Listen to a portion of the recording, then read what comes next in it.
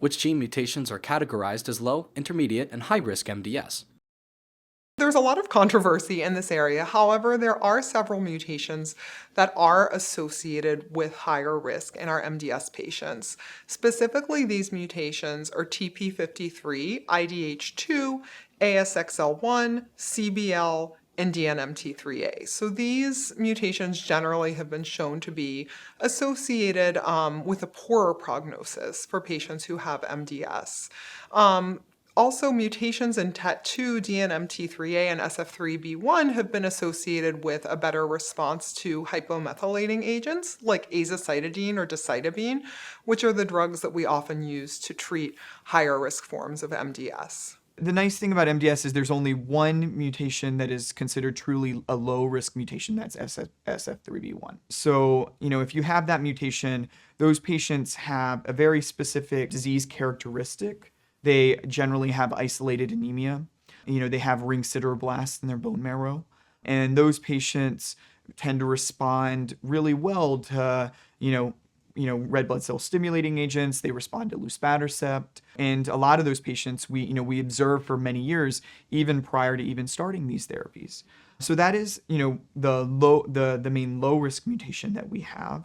Outside of that, the rest of the mutations are, primarily high risk, and then we have a lot of mutations that are either controversial on what their risk looks like or kind of somewhere in the middle. And I think the highest risks mutations are TP53 that I mentioned, ASXL1, another high risk mutation. I think those are the main ones that you really want to focus on, because those are, the ones that I think, have therapeutic implications as well. So with SF3B1 being sort of our low risk disease subset, TP53, ASXL1 being the primarily high risk mutations, and then everything else sort of falls somewhere in the middle.